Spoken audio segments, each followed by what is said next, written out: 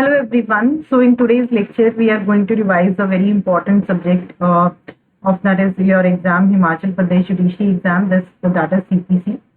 तो इस लेक्चर में हम कुछ ऑर्डर्स रिवाइज करेंगे सीपीसी के. अपार्ट फ्रॉम दिस आप मुझे अनअकैडमी पे फॉलो कर सकते हैं. लिंक एंड डिटेल्स आपको डिस्क्रिप्शन बॉक्स में मिल जाएंगी अगर आपको कंप्लीट सीपीसी करना है. एंड इसके लिए आप जो है इस बैच को ज्वाइन कर सकते हो at very minimal cost, that is only 7,000 पे जो है प्रीलिम्स की प्रिपरेशन करवाई जा रही है. इस कोड को स्कैन करके या लिंक आपको डिस्क्रिप्शन बॉक्स में मिल जाएगा. इसमें कंप्लीट प्रीलिम्स की प्रिपरेशन होगी. लाइव प्लस रिकॉर्डेड लेक्चर्स जो हैं इसमें आपको अवेलेबल हैं. So let's start with our revision of that is orders. So from order 6 we are going to revise in today's lecture. So order 6 किस चीज से डील करता है? This deals with pleadings generally. तो pleadings का मतलब क्या होता है? This shall mean plaint or written statement. Pleadings में क्या चीज लिखी जाएगी? Plaint कौन फाइल करता है? That is filed by the plaintiff. Written statement कौन फाइल करता है? That is filed by the defendant. So the provisions regarding the written statement is given in your order 8 and the provisions regarding the plaint is given in your order 7. Pleadings क्या state करेंगी? Pleadings to state material facts and not evidence. So every pleading shall contain only a statement in a concise form of the material. Her pleading में क्या लिखा जाएगा? एक statement लिखी जाएगी, ठीक है. shall contain only a statement in the concise of the, उसमें मटेरियल फैक्ट्स लिखे जाएंगे जिसके ऊपर पार्टी रिलाई करती है. तो प्लेंटिफ जो है उसमें मटेरियल फैक्ट्स लिखेगा as well as the defendant will also write the material facts, ना कि उसमें एविडेंस लिखा जाएगा. तो pleadings shall always state facta probanda. Pleadings में हमेशा क्या चीज लिखी जाएगी? Facta probanda, that is facts and not facta प्रोबेंशियल.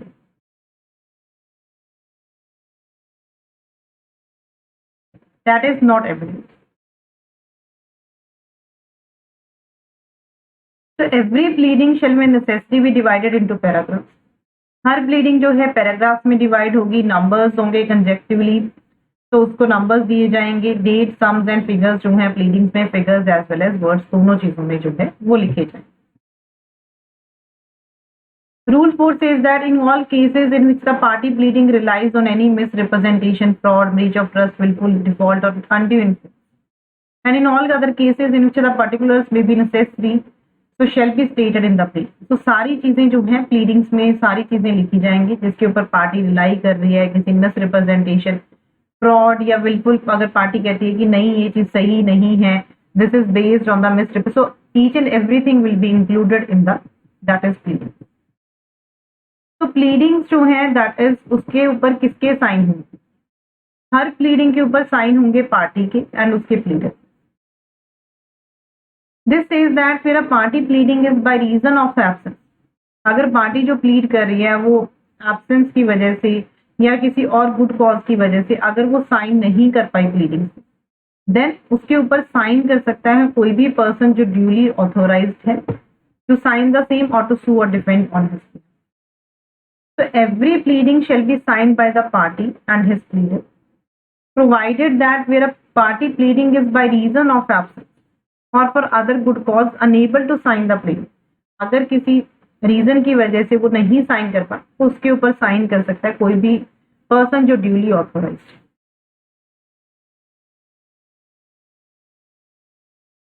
Next is what is, हमेशा जब भी प्लीडिंग लिखी जाती है, अगर आपने कभी प्लेंट या रिटन स्टेटमेंट देखी तो उसमें हमेशा एड्रेस लिखा जाता है पार्टी. तो every pleading when filed by a party shall be accompanied by a statement in the prescribed form regarding the address of the party. ऐसे एड्रेस को हम क्या कहते हैं? That is called as the registered address of the party.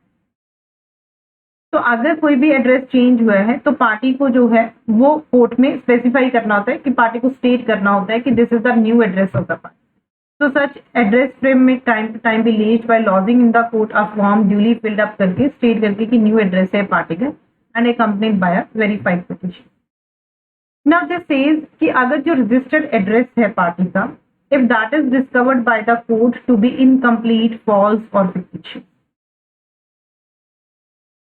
अगर जो party ने address file किया है कोर्ट के अकॉर्डिंग, वो कोर्ट को ये लगता है, कोर्ट ने डिस्कवर किया कि ये इनकम्प्लीट है, ये सही नहीं है, this is incomplete, this is false और fictitious, then court suo motu या फिर पार्टी की एप्लीकेशन पे, then the court may either suo motu or on the application of the party order कर सकती है in the case where such registered address was furnished by a plaintiff, suit पे stay लगाने के लिए, in the case where such registered address was furnished by a plaintiff, stay of suit, in the case where such registered address was furnished by a defendant, अगर ऐसा registered address defendant ने जो है वो गलत दिया है, देन कोर्ट क्या कर सकती है, उसका डिफेंस स्ट्रक आउट कर सकती है and he will be placed in the position as if he had not put up any defence. So in the case where such registered address was furnished by a plaintiff, then court stay लगा देगी suit पे. In the case where such a registered address was furnished by a defendant, then his defense be struck out. Then court उसका defense जो है वो struck out कर देगी and he be placed in the position as if he had not put up any defense. This is what is given under here, that is rule 40. Further this says that कि अगर court ने suit पे stay लगा दी या defence को struck out कर दिया, then later on the defendant जो है बाद में कोर्ट में सही एड्रेस देके वो कोर्ट में अप्लाई कर सकता है उसको सेट असाइड करने के लिए for an order to set aside the striking order. So this says where a suit is stayed or defense is struck out under sub rule 5, the plaintiff, as the case may be, the defendant may, after furnishing his true address, अपना true address देने के बाद apply to the court for an order to set aside the order of stay, or as the case may be, the order striking out. The court, if satisfied that a party was prevented by any sufficient cause, अगर court satisfy हो जाती है कि party को prevent किया गया था किसी सफिशिएंट रीजन की वजह से पार्टी अपना ट्रू एड्रेस नहीं दे पाई, then that shall be set aside the order of stay. तो वो सेट असाइड कर देगी ऑर्डर ऑफ स्टे को and order striking out the defence. This says that nothing in this rule shall prevent the court from directing the service of process at any other address if for any reason it thinks fit to do so. इसमें कोई भी जो चीज है वो prevent नहीं करेगी court को from directing the service of process at any other address for any reason, जो भी कोर्ट को सही लगता है. तो अगर कोर्ट सेटिस्फाई हो जाते हैं कि हाँ there is some sufficient reason जिसकी वजह से पार्टी जो है वो अपना सही एड्रेस नहीं दे पाई प्रॉपर टाइम पे, तो कोर्ट सेट असाइड कर देगा ऑर्डर ऑफ स्टे को या फिर स्ट्राइकिंग आउट ऑफ डिफेंस को and the court will ask the plaintiff और डिफेंडेंट टू पे द. हर प्लीडिंग जो है वो वेरीफाई है, तो चाहे वो प्लेंटिफ फाइल करता है प्लेंट या फिर डिफेंडेंट रिटर्न स्टेटमेंट फाइल करता है, तो every pleading shall be verified at the foot by the party. Plaintiff verify करेगा, डिफेंडेंट रिटर्न स्टेटमेंट वेरीफाई करेगा to the satisfaction of the court to be acquainted with the facts of that. The person verifying, जो person verify कर रहा है वो specify करेगा, he shall specify by reference to the numbered paragraphs of the pleading कि कौन सी चीज वो अपनी खुद की नॉलेज से वेरीफाई कर रहा है एंड कौन सी चीज वो वेरीफाई कर रहा है upon information that is received and believed it to be. So the person verifying shall specify by reference to the numbered paragraphs of the pleading what he verifies of his own knowledge and what he verifies upon information received and believed it to. The verification shall be signed by the person making it and shall state the date on which and the place at which it was signed. तो verification पे जो है sign होंगे, कौन करेगा, by the person जो उसको कर रहा है, एंड उस पर डेट एंड प्लेस लिखी जाएगी, ठीक है, जब उसको साइन किया गया. एंड जो पर्सन वेरीफाई कर रहा है प्लीडिंग्स को वो साथ में एक एफिडेविट लगाएगा इन support of his.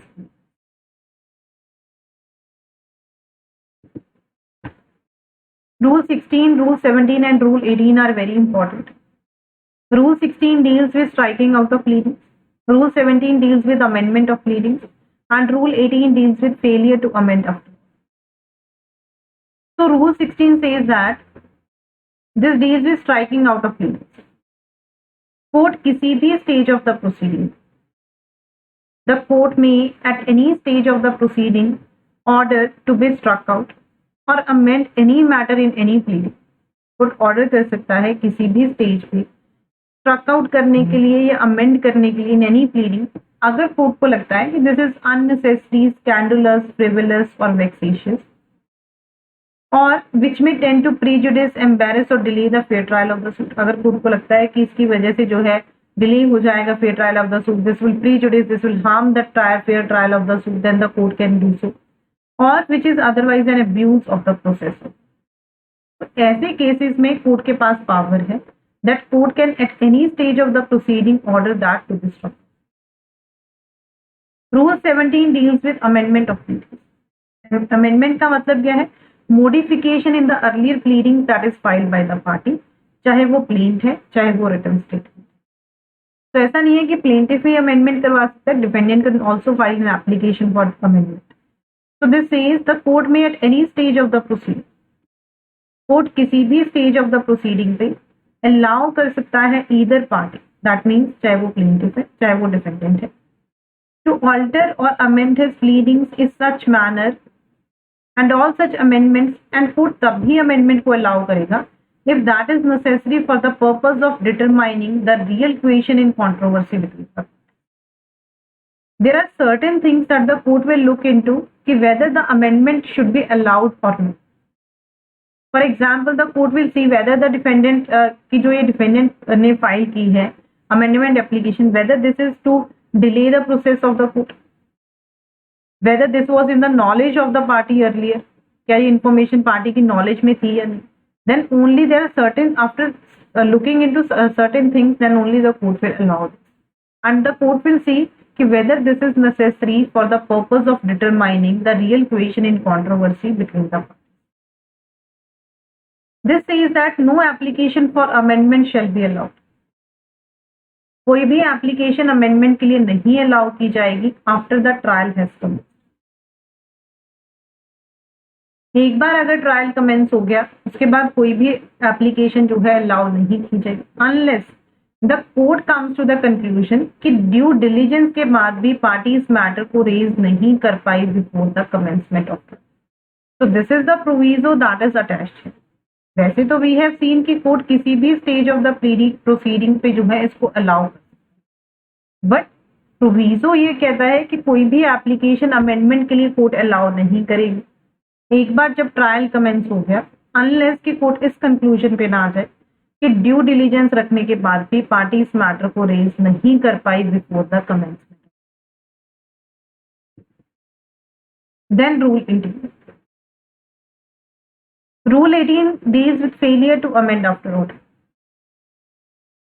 First, court ने प्लेंटिफ को अलाउ कर दिया amendment application and the court has given him certain time कि आप इस टाइम में जो है एप्लीकेशन का अमेंडमेंट करके जो है अब फाइल कर। Court has given him 20 days और या फिर अगर कोई टाइम नहीं दिया देन 14 डेज, बट इसने जो है नहीं फाइल की, ठीक है, इसको लीव टू अमेंड कोर्ट ने ग्रांट कर दी, बट इसने पीरियड एक्सपायर हो गया एंड पीरियड एक्सपायर होने के बाद भी इसने ऐसा नहीं किया। देन दिस सेज ऑर्डर 18 ये कहता है कि उसको प्रोक्लूड किया जाएगा, he will not be permitted to amend after the expiration of that limited time, और या फिर 14 दिन के टाइम के बाद उसको अलाउ नहीं किया जाएगा unless the time is extended by the. जरूरी नहीं है कि plaintiff, that can be defendant also. So this says if a party who has obtained an order, अगर पार्टी जिसने ऑर्डर को ऑब्टेन कर लिया है for leave to amend does not amend accordingly within the time limited for that purpose by the order, or if no time is thereby limited, then within 14 days from the date of that order, he shall not be permitted to amend after the expiration of such limited time. Then court उसको prohibit करेगा, उसके बाद उसको permit नहीं किया जाएगा to amend after the expiration of such limited time, as the case may be, unless the time is extended by the. Directly the rules are also asked from this कि under which rule striking out of pleadings is given, under which rule पे amendment of pleadings is given. So directly आपको rule based questions भी आ जाते हैं। So we have done the important rules. So other let's just see the other rules also.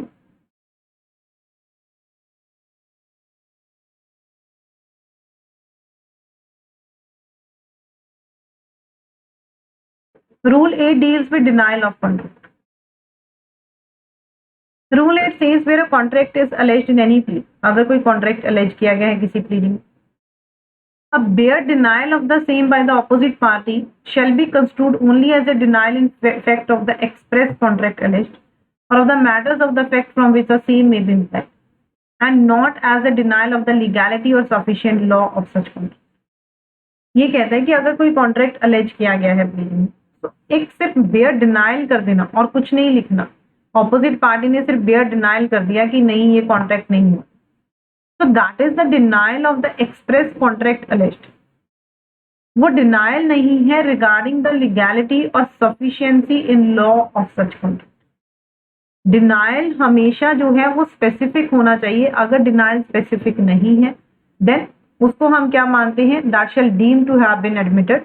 That will study under your written statement also कि उसको party जो है फिर admit मानती है. Next is effect of document to be stated.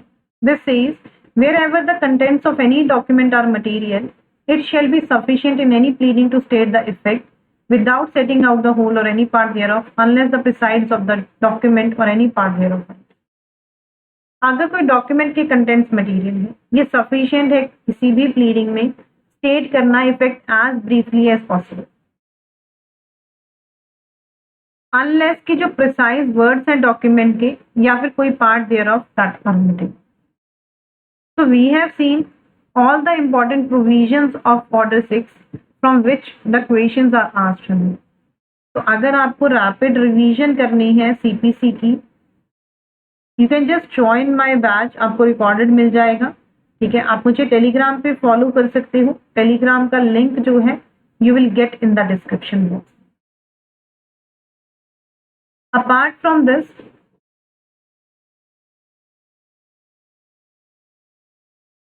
there is a special offer that is running on Unacademy. So Unacademy पे जल्दी ही price hike होने वाला है. So you can just save up to 40% off on all the subscriptions by using this code that is VBLaw. तो code use करके आप 40% of आपको सारी सब्सक्रिप्शंस के ऊपर मिल जाएगा. So this is a limited time period offer only. Grab this opportunity before it ends.